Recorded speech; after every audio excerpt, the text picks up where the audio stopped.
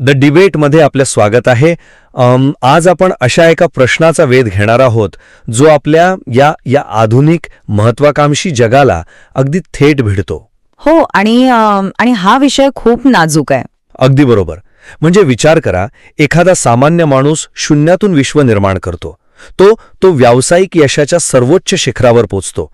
पण तिथे पोचल्यावर तो अनेकदा त्याच माणसांना सोयीस्कररित्या विसरतो ज्यांनी त्याच्या त्या सुरुवातीच्या संघर्षाच्या काळात त्याला भक्कम आधार दिला होता. विशेषतः स्वतःचा जोडीदार. नक्कीच.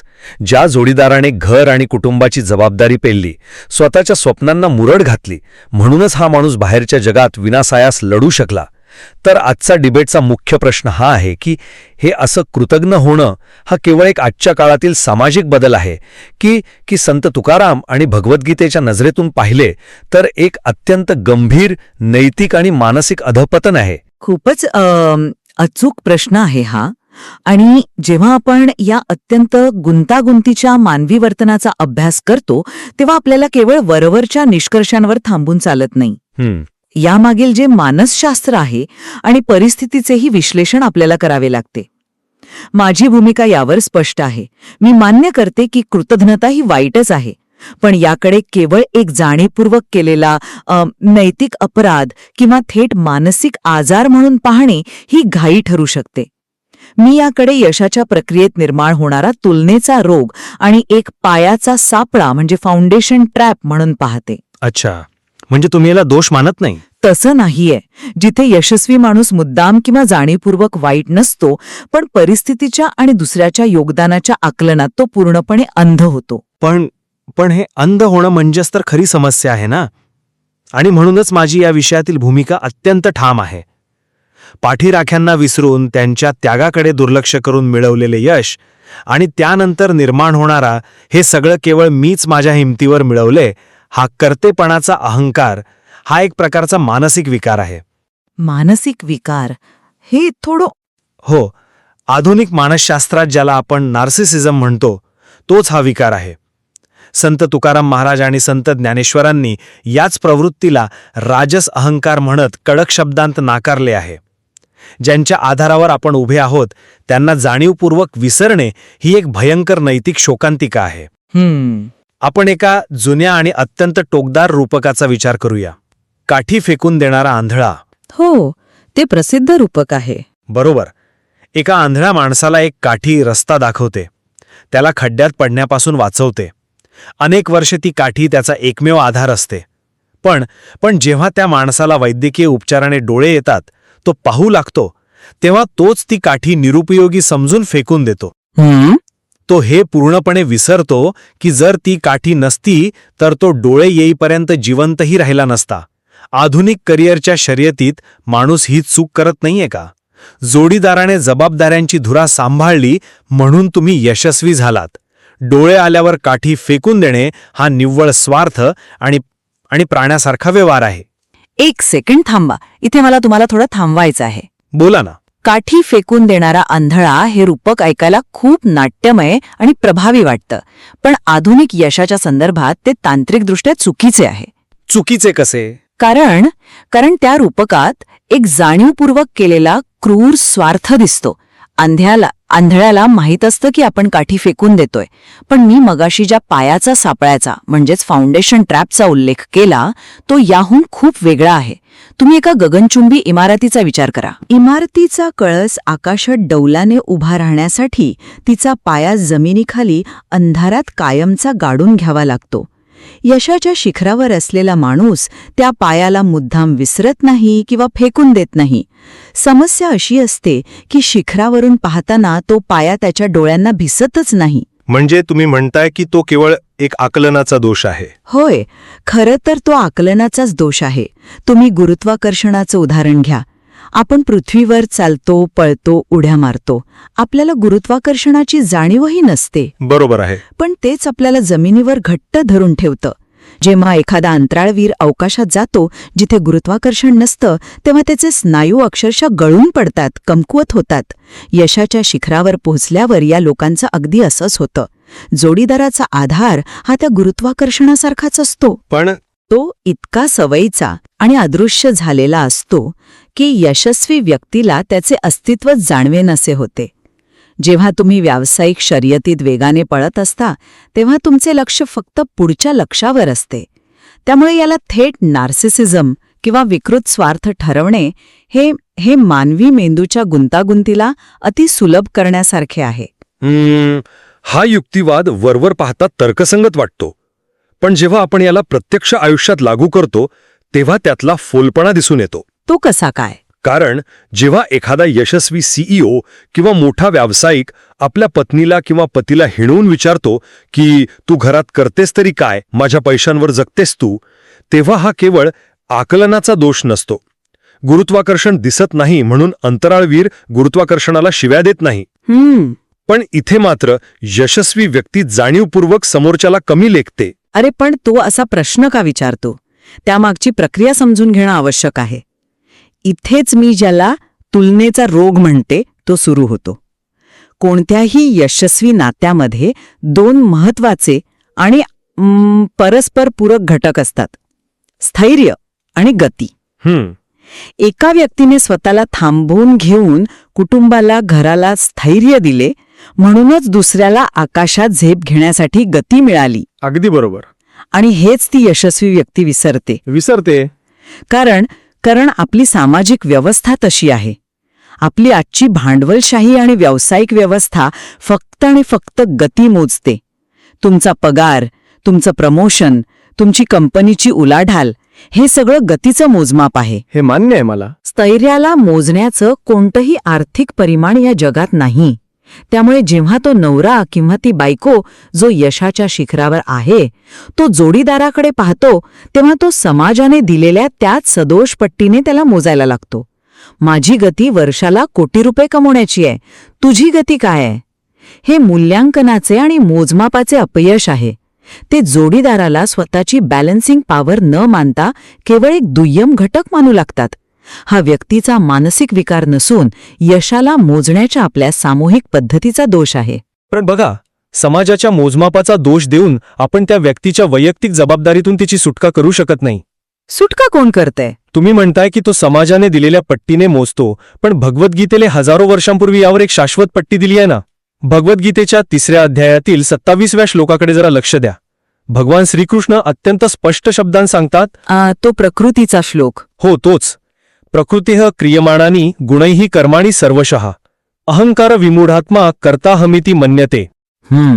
याचा अर्थ असा की सर्व कर्मे निसर्गाच्या गुणांद्वारे आणि अनेक घटकांच्या संयोगाने केली जातात, परंतु अहंकाराने मोहित झालेला मूर्ख माणूस स्वतःलाच त्या कर्मांचा कर्ता मानतो. गीतेने या माणसाला विमूढात्मा म्हणजे मूर्ख किंवा भ्रमिष्ट म्हटले आहे. गीतेचा हा संदर्भ इथे खूप महत्वाचा आहे, पण तो थेट आजच्या कॉर्पोरेट जगाला लावताना थोडी काळजी घ्यावी लागेल. का नाही लावायचा? आजचे सेल्फ मेड असण्याचे जे आधुनिक नॅरेटिव्ह आहे ते याच अज्ञानावर उभे आहे. तुम्ही सोशल मीडियावर पहा, व्यावसायिक मासिकांमध्ये पहा, प्रत्येक यशस्वी माणसाची मुलाखत मी हे शून्यातून कसं उभं केलं यावर असते.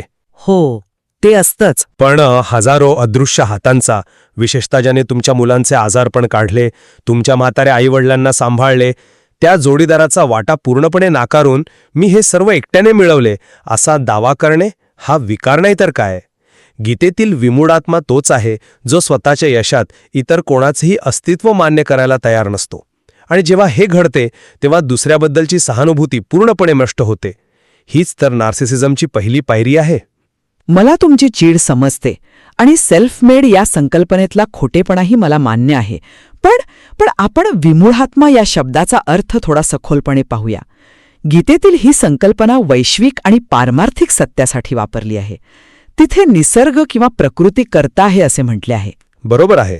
पण जेव्हा आपण व्यावहारिक आणि व्यावसायिक जगाचा विचार करतो तेव्हा ज्याने प्रत्यक्ष कृती केली आहे, जो प्रत्यक्ष मैदानात रात्रीचे 2 वाजेपर्यंत जागून लॅपटॉपवर काम करत होता, त्याला त्या यशाचे काहीतरी श्रेय मिळणे स्वाभाविक आणि रास्त आहे. आपण त्याचा कर्तेपणा पूर्णपणे हिरावून घेऊ शकत नाही. अरे पण मी त्याचा कर्तेपणा हिरावून घेत नाहीये, पण तो रात्री 2 वाजेपर्यंत लॅपटॉपवर काम करू शकला. कारण मागच्या खोलीत मूल रडत असताना त्याच्या जोडीदाराने त्याला उठू दिले नाही. हा भाग तो कसा विसरू शकतो? बरोबर. आणि तो हे विसरतो कारण मगाशी म्हटल्याप्रमाणे तो केवळ गती पाहतो. पण जर तुम्ही ह्याला पूर्णपणे मानसिक आजार किंवा नार्सिसिझम ठरवलत तर तुम्ही संवादाची दारेच बंद करता. कसं काय? जेव्हा तुम्ही एखाद्याला तू मानसिक रुग्ण आहेस आणि अहंकारी आहेस असे म्हणता तेव्हा तो बचावात्मक किंवा डिफेन्सिव्ह पवित्रा जातो. मला वाटतं समस्या त्या व्यक्तीच्या मुळात नाहीये, ती समस्या आपल्या फिनिश लाईन संस्कृतीत आहे. अच्छा. आपण केवळ शर्यत जिंकणाऱ्या धावपटूचे कौतुक करतो. त्याला ट्रॅकवर आणणाऱ्याला, त्याचे बूट बांधणाऱ्याला आपण कधीच मंचावर बोलवत नाही. मग त्या एका व्यक्तीकडून आपण अचानक संतांसारख्या नैतिक शुद्धतेची आणि कृतज्ञतेची अपेक्षा कशी करू शकतो? ती व्यक्ती त्याच व्यवस्थेचं उत्पादन आहे जिने तिला फक्त स्वतःचा विचार करायला शिकवले आहे. मला माफ करा, पण व्यवस्थेचे कारण देणे हे मला निव्वळ पलायनवाद वाटते. तुम्ही जे म्हणताय की याला रोग म्हटल्यावर संवादाची दारे बंद होतात, पण जेव्हा तो जोडीदाराचा अपमान करतो तेव्हा त्याने आधीच संवादाची दारे बंद केलेली असतात. संत तुकाराम महाराजांनी अशा लोकांसाठी कधीच मवाळ भूमिका घेतली नाही. त्यांना व्यवस्थेचे गोडवे गाण्यात रस नव्हता. त्यांच्या गाथेत अत्यंत स्पष्ट आणि कठोर शब्दात याचा निषेध आढळतो. ते म्हणतात, तुका म्हणे ऐशा नरा, मोजूनी माराव्या पैजारा. बापरे. हो, ज्यांच्यामध्ये उपकाराची जाण नाही, कृतज्ञता नाही, अशा लोकांसाठी तुकोबांनी हे अत्यंत टोकदार शब्द वापरले आहेत. पैजारा म्हणजे जोडे मारले पाहिजेत. संतांनी एवढे आक्रमक शब्द का वापरले? कारण त्यांना माहीत होते की हा साधा आकलनाचा दोष नाही, हा जाणीवपूर्वक पोसलेला अहंकार आहे जो माणसाच्या आतून सडण्याची प्रक्रिया सुरू करतो. खरं तर तुकाराम महाराजांचे हे शब्द खरोखरच अंगावर काटा आणणारे आहेत आणि ते समाजात एक नैतिक धाक निर्माण करण्यासाठी आवश्यकही आहेत. पण आपण हे समजून घेतले पाहिजे की तुकोबांचा रोख केवळ एका व्यक्तीवर नाही, तर त्या प्रवृत्तीवर आहे. होय, आणि ती प्रवृत्ती विनाशाकडे नेते. तुकोबा स्पष्ट करतात की जर तुमच्या यशात कोणाचा हात असेल आणि तुम्ही त्यांना विसरत असाल तर तुमचे ते यश म्हणजे राखेवरील सारवण आहे.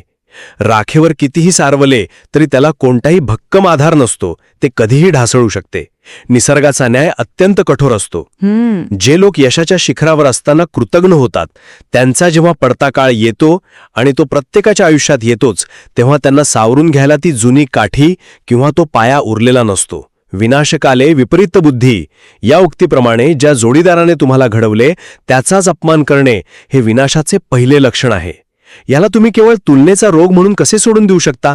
हा थेट आत्मनाश आहे. एक सेकंद, मी याला सोडून देत नाहीये. मी याच्या परिणामांचे स्वरूप वेगळ्या प्रकारे मांडतेय. तुम्ही ज्याला विनाश म्हणत आहात त्याला मी नात्यातील समतोलाचा पूर्ण अभाव आणि त्यातून निर्माण होणारे दीर्घकालीन दुःख म्हणजे लॉंग टर्म मिझरी असे म्हणेन. आपण जर यावर उपाय शोधत असू तर आपल्याला संत ज्ञानेश्वरांच्या दृष्टिकोनाकडेही पाहावं लागेल. ज्ञानेश्वरांचा कोणता दृष्टिकोन? ज्ञानेश्वरीच्या 13व्या अध्यायात माऊलींनी अमानित्व म्हणजेच अहंकार नसणे या गुणाचे अत्यंत सखोल वर्णन केले आहे. ते म्हणतात, जयाचिया ठाई मीपणा रिघावया न मिळे सोयी, म्हणजे ज्याच्या मनात मीपणाला म्हणजेच अहंकाराला प्रवेश करायला जागाच मिळत नाही तो खरा ज्ञानी. अगदी बरोबर. मग आजच्या यशाच्या शिखरावर असलेल्या माणसांमध्ये हा अमानित्वाचा गुण का दिसत नाही? कारण आधुनिक अत्यंत स्पर्धात्मक युगात जगताना मीची ओळख पूर्णपणे पुसून टाकणे व्यावहारिकदृष्ट्या अत्यंत कठीण आहे. कॉर्पोरेट जगात तुम्हाला तुमचं काम, तुमचं कर्तृत्व प्रोजेक्ट करावं लागतं. स्वतःची ढाल स्वतःच व्हावं लागतं. त्यामुळे तो मी निर्माण होतोच. खरा प्रश्न हा आहे की आपण या मीला घराचा उंबरठा ओलांडताना बाहेर ठेवायला कसे शिकणार? जोडीदाराने स्वतःच्या करिअरचा त्याग करणे ही त्या नात्यातील एक प्रकारची भावनिक आणि व्यावहारिक गुंतवणूक होती. जेव्हा यशस्वी व्यक्ती ती गुंतवणूक नाकारते तेव्हा ती केवळ एक नैतिक पाप करत नाही, तर ती त्या नात्याचा पायाच नष्ट करते. यामुळे दोघांच्याही वाट्याला जे येते ते भयंकर दीर्घकालीन दुःख असते. खरंय. यशस्वी माणूस पैशाने घर भरतो, पण घरातला संवाद, जवळीक आणि आदर संपलेला असतो. तो राजस अहंकार नक्कीच आहे, पण तो दूर करण्यासाठी त्या व्यक्तीला तू पापी आहेस असे सांगण्यापेक्षा तिला त्या अदृश्य गुंतवणुकीची जाणीव करून देणे आणि गती व स्थैर्याचं गणित समजावून सांगणं जास्त व्यावहारिक ठरेल. पण जाणीव करून देणे तेव्हाच शक्य असते जेव्हा समोरच्या व्यक्तीमध्ये ती जाणीव स्वीकारण्याची मानसिक तयारी आणि संवेदनशीलता शिल्लक असते. जेव्हा माणूस अहंकाराच्या शिखरावर असतो तेव्हा त्याचे कान बंद झालेले असतात. अहंकाराने माणसाची कशी विटंबना होते यावर तुकोबा म्हणतात, अहंकारे विटंबिले जन हे तुका म्हणे. जोडीदारावर तू काहीच करत नाहीस असा आरोप करणे हे केवळ मूल्यांकनाचे अपयश नाही, तर ती एक प्रकारची मानसिक क्रूरता आहे. कारण तुम्ही अशा व्यक्तीवर प्रहार करत आहात जिने स्वतःशी ढाल खाली ठेवून तुम्हाला सुरक्षित केले होते. जेव्हा यश डोक्याला भिडते तेव्हा माऊलींनी सांगितलेला अमानित्वाचा गुण अंगी बाणवणे हेच यावरील एकमेव औषध आहे. जोपर्यंत ती व्यक्ती आपला कर्तेपणाचा खोटा बुरखा फाडून आपल्या यशातील इतरांचा वाटा उघडपणे मान्य करत नाही, तोपर्यंत ती तुकाराम महाराजांच्या भाषेत विनाशाकडेच वाटचाल करत असते. मला तुमची ही मांडणी खूप महत्वाची वाटते, कारण शेवटी कृतीमागचा हेतू काहीही असो, तो माझा पायाचा सापळा असो वा तुमचा नार्सिसिझम असो, त्याचा नात्यावर होणारा परिणाम हा विध्वंसकच असतो. आपण दोघेही एका मुख्य मुद्द्यावर पूर्णपणे सहमत आहोत की व्यवस्थेचे कितीही दाखले दिले तरी व्यक्तीला तिच्या कृतघ्नतेतून सवलत देता येत नाही. नक्कीच. यश हे तात्पुरते असू शकते. पदे, पैसा आणि प्रतिष्ठा आज आहेत आणि उद्या नसतील. पण आपली माणसं आणि आपली त्यांच्याप्रती असलेली कृतज्ञता हाच आयुष्याचा खरा आधार असतो. जर तुम्ही शिखरावर पोचून एकटेच पडणार असाल आणि तुमच्या पायाखालची जमीनच तुम्ही नाकारणार असाल तर त्या यशाला संत वाङ्मयात आणि मानवी दृष्टिकोनातूनही शून्य किंमत आहे. अगदी बरोबर. आणि आपले मतभेद केवळ या समस्येच्या मुळाशी आणि स्वरूपाशी जोडलेले आहेत.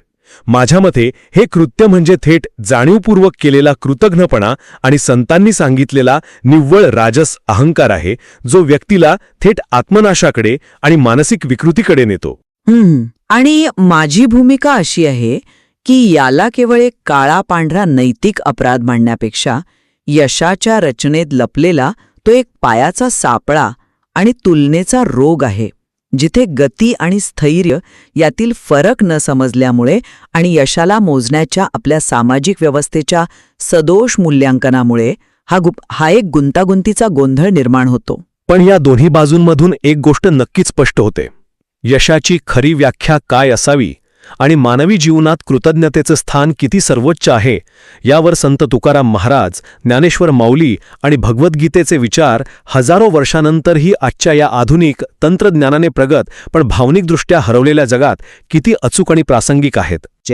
आपल्या आयुष्यात स्थैर्य निर्माण करण्यासाठी ज्यांनी स्वतःच्या गतीचा त्याग केला त्यांच्या त्या अदृश्य वाटांचे आत्मपरीक्षण करण्याची आज नितांत गरज आहे.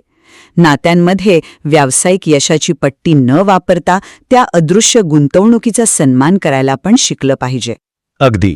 आणि म्हणूनच पुढच्या वेळी जेव्हा तुम्ही एखाद्या गगनचुंबी इमारतीचा चकचकीत कळसाकडे पाहून थक्क व्हाल किंवा स्वतःच्या यशाचा आरशात पाहून अभिमान बाळगाल, तेव्हा स्वतःला फक्त एक प्रश्न नक्की विचारा. या इमारतीला वादळातही खंबीरपणे उभे ठेवणारा पण कोणालाही न दिसणारा तो अंधारातील भक्कम पाया तुमच्या स्वतःच्या आयुष्यात कोण आहे? आणि वेगाने पळताना तुम्ही त्याला विसरला तर नाही ना? खूपच सुंदर विचार. होय.